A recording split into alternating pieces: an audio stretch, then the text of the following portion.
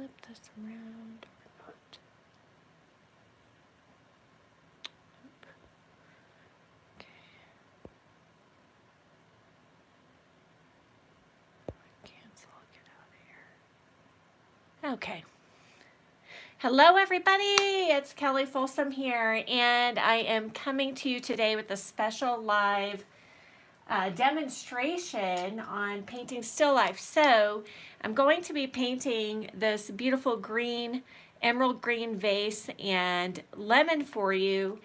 And if you can hold your questions for me to the end, this demo is going to be about 20 minutes long. And then I will get to your questions at the end of the demonstration. So I want to let everybody know that I have an online membership course called Vital Art Sessions, where you get new video instructions on specifically on still life every single month. Fresh new content every single month in order to help you up level your still life painting skills very, very quickly. So we have an amazing community there of over 250 members right now who are seeing massive progress and growth in their painting skills. So today is the first day of open enrollment for this quarter. Enrollment will not open again until the 1st of April. So you have from until now, until January 6th, until January 10th at midnight if you want to join us. So if you go to www.artlifewithkelly, you can sign up there. Also, there is a special coupon code for you, the early bird coupon today only, which will save you $5 off of your subscription every single month. Okay, so now on with the demo. Here, the first thing I like to do is kill the white. So I use Maroger, Old Masters Maroger, which you can get at www.oldmastersmaroger.com. And it is a speed drying medium. I really like this medium because it allows me to work wet into wet quite easily. Then I just take a Viva. It's not super wet, but I just take a Viva and just kind of pat that down. So first thing I like to do is tone, killing the white so I can judge my values better. The second thing I like to do is translating the composition onto the panel or canvas. Using my medium there as well. I'm just going to use some burnt umber again. And I don't want to think in terms of linear drawing, but in terms of mass drawing. Let me see, let me get this out of your way. And so I have a very simple vertical composition here with these leaves, eucalyptus leaves coming in. This beautiful green vase is obviously the star of the show. And I like to think in terms of masses because painting is all about shapes and masses. Okay, so drawing is a totally different type of thinking. And it's very difficult to switch from drawing thinking where you're looking at all of the outlines and getting your drawing perfect and switch into painting thought, let's say. So I like to just go side to side with my brush, just lightly, just getting sort of a negative image here on the canvas of how tall, how wide, and going side to side like this and dealing with masses allows me to get better symmetry right off the bat. And then we're going to have a lemon down here. And then working wet on this wet tone also allows me to wipe out. So I know that I can take a little bit of my medium and I can wipe back to the white canvas where needed. But there's not so much dark burnt umber on here that it's going to matter too much. The only place that it might hinder me or cause a problem in the painting might be on this white cloth. Let's find out where this fold is coming out here. Or perhaps, for example, on the light part of the lemon. So as you can see there, I can just take my Viva and kind of wipe back to remove some of that wet burnt umber paint. Let me see if I can get this a little bit closer and have you still see the subject. There we go. Okay, so once I get the tone, I get the size and placement, The next thing I want to do is look for shadow shapes. And I say shadow shapes for a reason, because you want specific shadow shapes that describe the form. In this case, my light is on the left-hand side of my setup. Let's see if you can see that. Okay, I've got one single light source here so that I make sure that I'm not having too many different light sources. And in this case, with the light coming from top left, in your view, it probably looks like it's perhaps coming from top right, I'm not sure.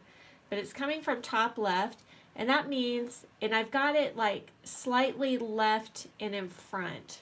So that means about, let's say, 2/3 of my form is in light and 1/3 is in shadow.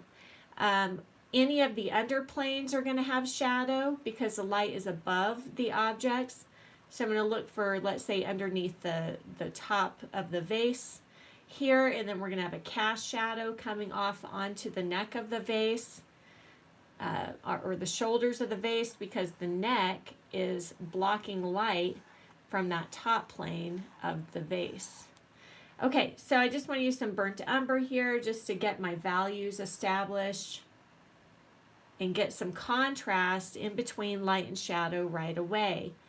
And I'm mostly using paint. I don't even have very much medium in there at this point. And if this ratio is true on this object of light to shadow, it's also going to be true on the lemon. And I'm going to look at the ground plane, see where everything is sitting on the ground plane, and get in a flat line of cast shadow on that ground plane. That immediately anchors everything down, keeps you from having unidentified floating objects in your painting by getting those cast shadows in there. Now, we've got some shadow shapes here, some cast shadow shapes underneath the folds. I'm going to put that in a little bit thinner and lighter because burnt umber and white never quite go well together. So that's going to have a different shadow color eventually. But right now, now that I've got the size and placement, I am trying to think about the value structure here. I'm going to get in some dark for the table edge here.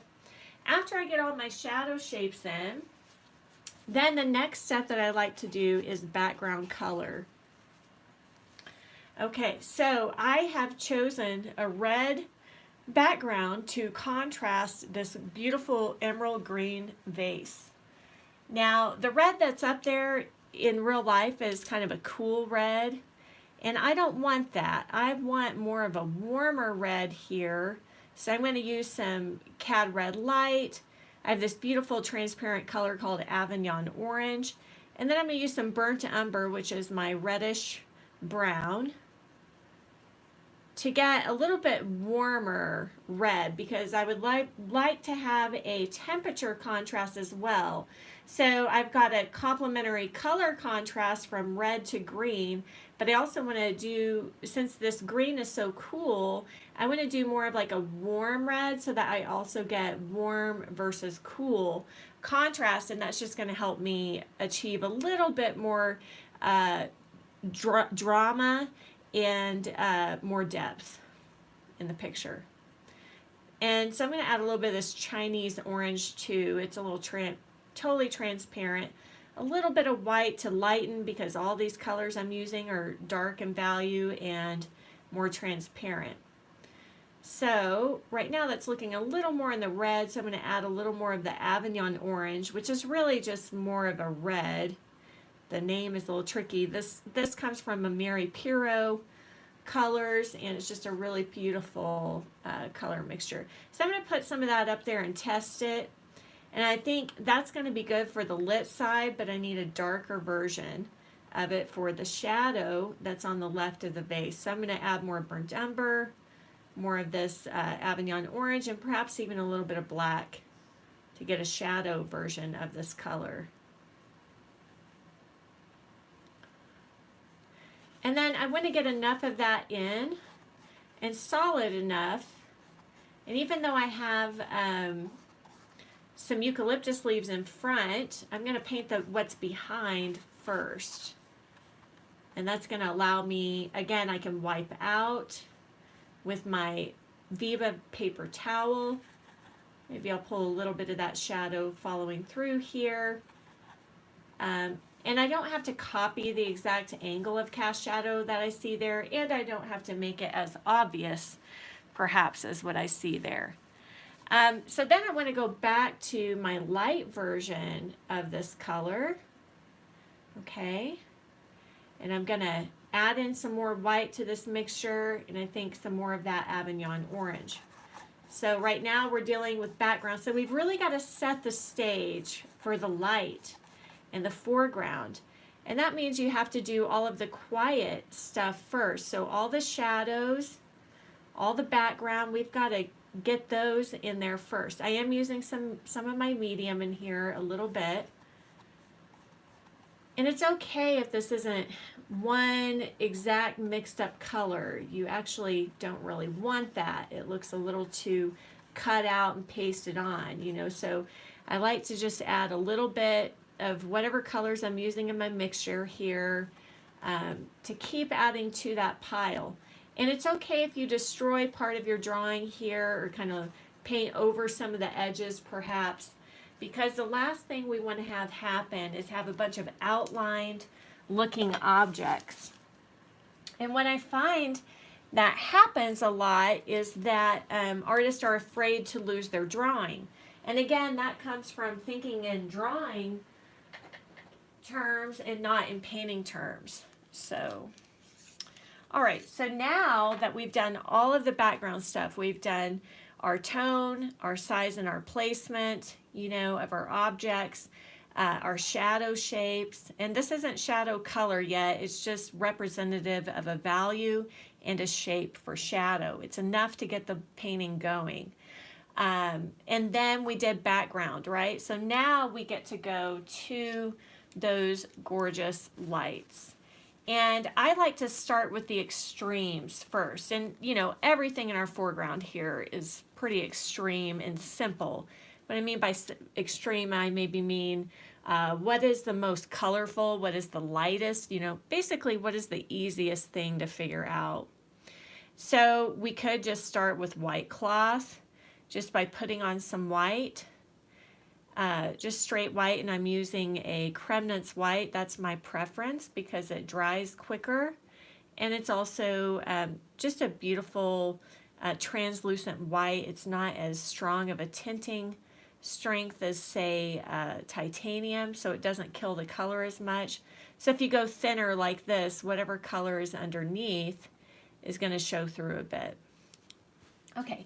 So that helps me establish one of my lightest values, and I'm going for an average, right? An average color, an average value, and then we'll work in some of the details and nuances into that later on. But we kind of want to get like these flat puzzle piece shapes onto the canvas first. Then I can go to that beautiful emerald green, and I've got this gorgeous Cupic green deep, which is a phthalo green from Mameri Puro, and I'm just going to add, it's a totally transparent color, so I'm going to add some cad lemon to it, which is my cooler cadmium yellow and my lightest yellow, and also a very intense color, and then perhaps a little small touch of that white. And you can see how little that Cremnitz white alters the color. So it's a very soft tinting strength, so it keeps a lot of the purity of the color without, you know, without washing out or bleaching out too much of the color. So I'm just going to start to build some of this on. I like to start in the center of the form since that's where I want the viewer to look over those contours. Focus in the middle. I always say activate front and center of your painting, of each object, because you want to pull the viewer's attention away from those outer contours, because this is the part of the form that's closest to me. Now once I have enough solid and thicker paint down in this light section, and especially in this front and center section, Then I can say start to get on where's the finish line, or how can I bring even more a more level of finish wet into wet and focal point into the center of that form right away. And it's with that highlight that really happens. So I like to get that on right away. Now as the form starts to turn under here, further away from the light source and either further down and it's tapering back, and also over here to the right, this is the part of the object, because of the angle of my light source, that's getting less light. So I'm going to add in some more color, more of the green, and that's going to darken the value a little bit. I don't want to darken it too much. I want it to be very, like a very subtle transition here. And I can also kind of pick up some of this umber to neutralize and darken along that transition edge from light into shadow. Okay, now remember we've got little details that are going to get added on here that's really going to pull it all together. So the next thing I see that's a big shape and simple is this lemon. And I'm going to use some mostly cad lemon, but also that it's a little light. So I'm going to use a little bit of the cad yellow medium as well. Now when I mix with my brush and the lights, I want to keep that paint on the tip of the brush if I can, not all down in the base of the brush. And then I'm going to use my brush pressure in a flat way to paint this on flatly, same thing I did here.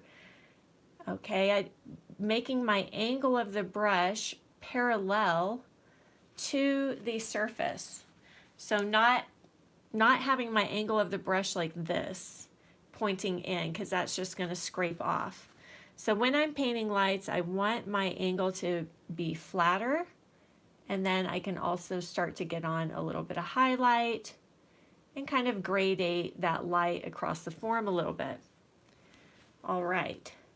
Now, see, this value works pretty nicely for the value of shadow on the vase, but this value of this shadow on the lemon is a little too flat and dark and inky. So I'm going to mix some cad yellow medium in with this umber and green, basically this darker section of my canvas here, and I'm going to adjust palette, sorry, not canvas. I'm going to adjust the value of that shadow. And because I have such a strong background color, this rich red, I'm going to put some of my background color in there for color harmony as well. Now, in order to get the appearance of a really dramatic lighting effect, as well as the reflective quality of this vase, I have to get in some reflections. So I'm going to again use some of my medium, because this I put out yesterday, so it's a little bit dry, that cad yellow medium. So I'm going to use a little bit of my Mameiri just to loosen it up. And again, I'm going to keep my brush kind of parallel, and we're going to start with this beautiful reflection, painting wet into wet and kind of mixing in with this green of the lemon. Now I don't want to paint like a perfect little lemon shape there. I just want a suggestion of that color and light showing up into the shadow side of this vase. All right, and then we have another really brilliant reflection, and that's coming from the white of the cloth. So again, keeping my brush flat to the surface, and if it's kind of curving a bit, I'll want to kind of get that shape and that curve in with the brush. And painting wet into wet, you don't want to worry too much about picking up some of that underneath color, because you can always, put a new layer. If you are using your brush handling, well, you can put a new layer on top, and that's just having your brush flat to the surface.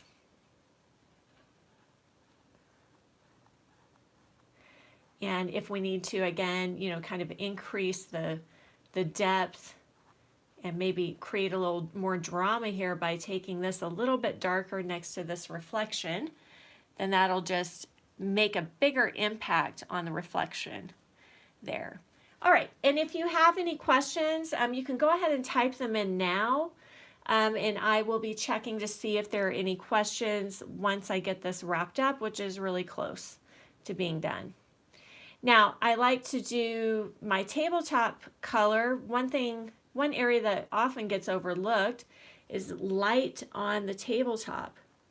So in this case, with my light source being up above, which is often the case with painting, I think just because we naturally expect the light to be above, just like the sun, I want to get enough light on this tabletop plane, and especially around my focal point, right? My stars of the show, where all the action is.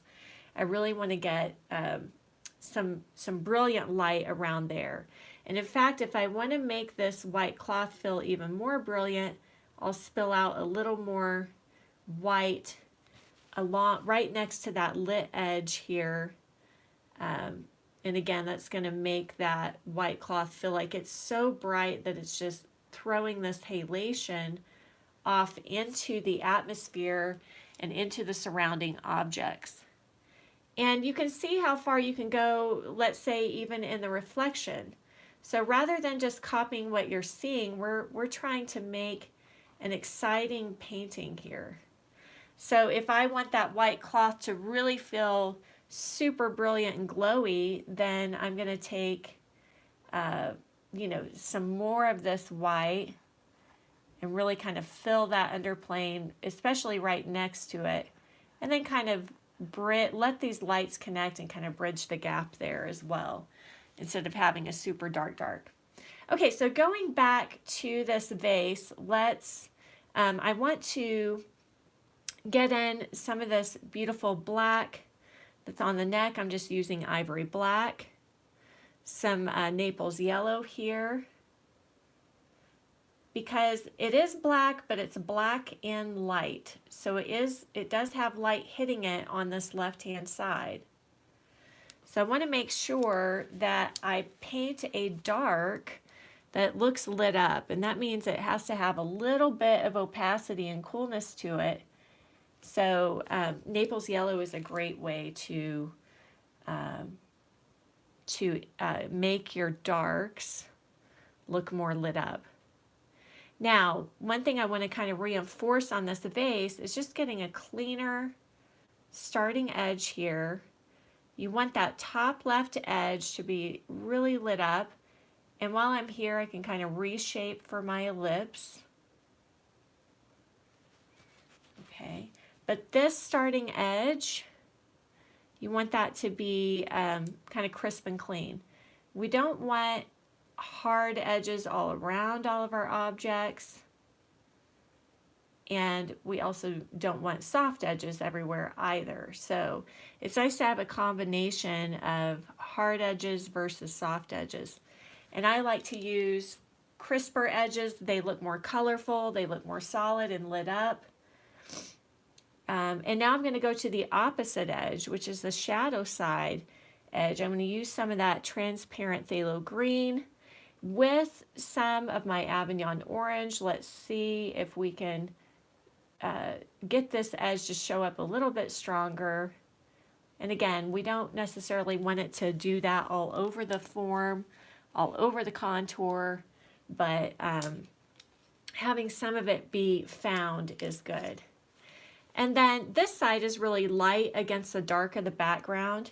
And if I want to go darker over here, I can just use some burnt umber and Avignon orange and just paint wet into wet. You don't have to mix every single color actually on your palette. If you've already got paint down and you're working wet into wet, you can easily adjust that value and color wet into wet on your actual canvas. And that also helps you to manipulate the edges a little bit more as well.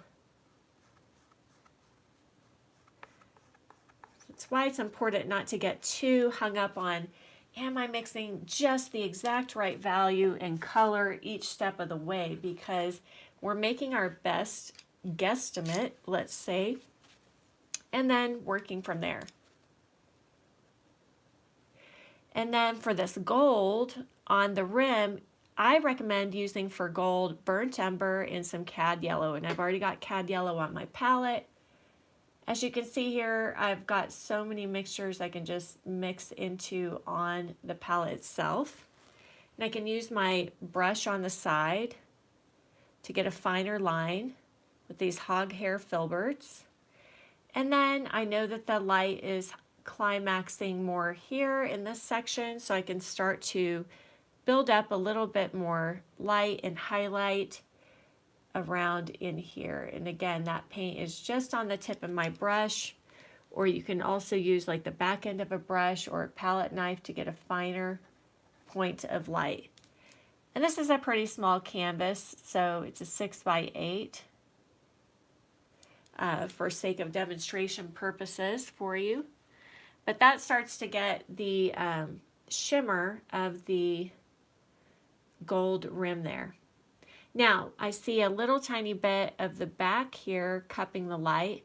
And this time I want to use that green color, but I also want to mix in some of this red to mute it because it's further back in space. And anything that's getting closer back to my background, I want to make sure that I add some background color into it to connect it to the background. And then looking for more connections, like putting in some red perhaps in the shadow side of this vase. And another place where some of the red ties in is these little speckles on this vase itself.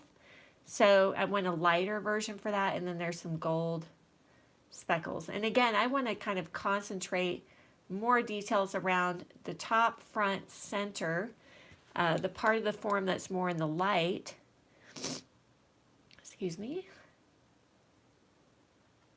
And so we have some of these beautiful little mottled details of warm on cool on this vase. And you want to keep the values of that very, very close together. All right. And then looking at, again, then I go through and I just look, is there anything anywhere else that can have more impact or more detail to finish this painting out? So for example, I know that if I fill this shadow with more of that reflected light from the white cloth, that's going to fill my painting more with light. And it's also, you know, going to make that white cloth feel super lit up and glowy. Okay, one of the last smaller, finer details might be some of these eucalyptus leaves. And I can use a dry brush and kind of scrape away some of this background color. I don't need to remove all of it because if some of it influences these, that's okay. And then I can kind of use the back of my brush here to figure out where the stem is going to be. Not that I really need to paint all of the stem, but I kind of like this movement of this arch of eucalyptus leaves coming in off stage, sort of framing out the beautiful vase. All right, now, if I already have a color on my palette that is very close to what I need for that, I'll just see how do I need to adjust it. Does it need more white, more light? In this case, I've already got the green, and then maybe it needs a little more yellow or red to neutralize because red cancels out green.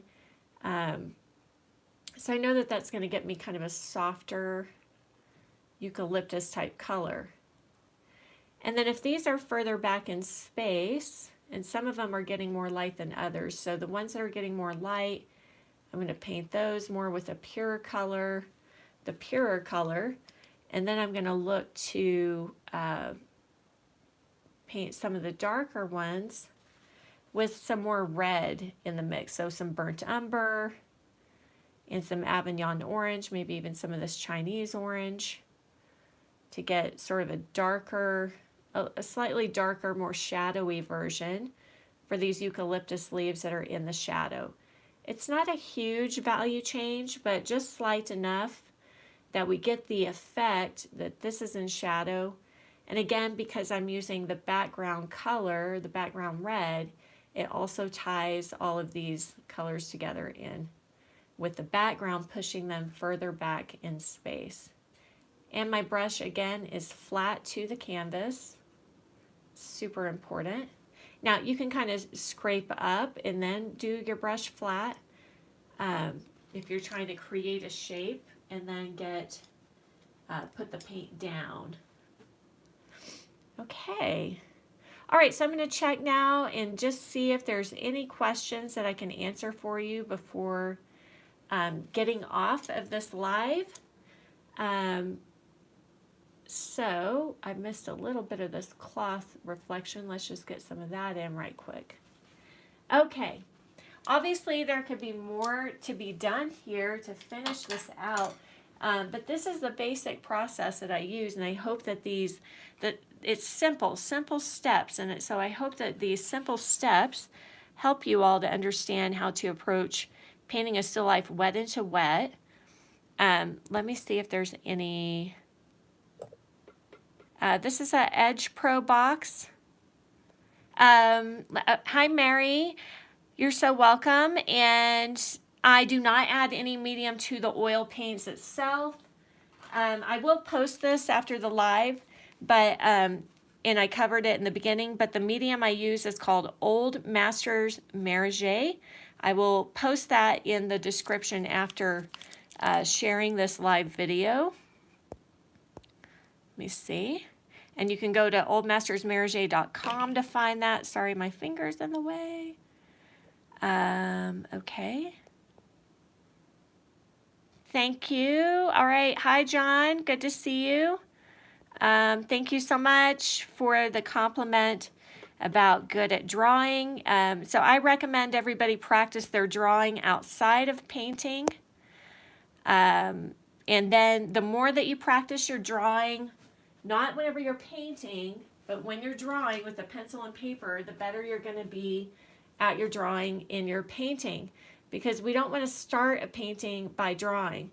I think that's a big problem for people, is that they're insecure about their drawing, or they have drawing weaknesses, and so they try to get the drawing perfect, and actually that ends up sabotaging their painting a lot, because then they just end up coloring in the lines, you know, of the painting. And so painting is very different than drawing. And you want to make sure when you're painting, you're thinking in a painting mindset, not a drawing mindset. But definitely practice that drawing on the daily. Get some good instruction for your drawing. I think with still life, mostly just symmetry and ellipses are the hardest and most important thing that we need to master for still life. And right now I'm just using a soft hair brush from Silver Ruby Satin brush, just to knock down any glare from those hog hair bristles, especially in the background. You want to be careful not to do this everywhere, but I like to do it in the shadows and the background. If you do it in the lights, your painting's going to end up looking very flat and boring. Okay, let's see if there's any more questions. Sorry. Yeah, and so if you guys like this video, make sure that you subscribe and hit the bell so that you get notified of new videos. I will be posting new videos. This is just a special live. Also, this is the varnish that I use, everybody. Gamvar varnish, gloss varnish by Gamblin. And I'll post that in there too. Okay. So, however, I hope that you enjoyed this video, and thank you all for being here and for watching and for submitting your questions. If any of you are posting after I post this, please let me know what your biggest takeaway was. What was the biggest aha for you that really stood out? And also, I'm going to turn this off. And also, just as a reminder, today is the first day of open enrollment for my online membership course for Vital Art Sessions. So if you go to www.artlifewithkelly.com, you can sign up and get 30-minute lessons every single month, several new video lessons every single month, as well as critiques and a live Q&A with me on the monthly, as well as such an amazing community to help support you and keep you accountable in your art growth process. So today is the early bird coupon day. Today only you can get $5 off of your subscription using early bird as your coupon code for the sign up. So make sure that you hop over there and check out what Vital Art Sessions is all about. We have 250 amazing members in there, and everybody is just growing leaps and bounds. Right now, if you sign up today, you have over 80 plus videos, and even more than that, but 80 painting instruction videos available to you in the video library, and today it is $34.95. If you miss the early bird, it's $39.95 a month, and you can cancel at any time. So with Vital Art Sessions, I explain all of my process super in depth. Somebody was just asking about the shadow box, the lighting, all of that gets covered in depth. There are separate tutorials on how to set up a still life, how to light your still life. All the supplies and everything that I use are on there. So if you're interested in giving it a shot and you want to see your still life painting skills improve dramatically and quickly, I highly encourage you to check it out. Otherwise, you can subscribe here on YouTube and get the occasional free video from me. I also have some other videos already up that you can check out if those help you. Hopefully they'll help you to improve your painting skills. Okay, everybody, thank you so much for watching. I'll just check here to see if there's any final questions. Okay, I don't think so. So thank you so much, everybody. I will post this, and you can re-watch it, those of you who tuned in a little bit later. I'll turn this around and kind of give you another view of the palette and the still life. And you can take a screenshot of this and paint from this, paint along with me. Rewatch this and paint along with me. I would love that. And you can also email me at kelly@artlifewithkelly if you get your painting done, and comment below and let me know what your biggest takeaway was from this. Okay, thank you so much, everybody. Wishing you all Happy New Year and happy painting. Bye.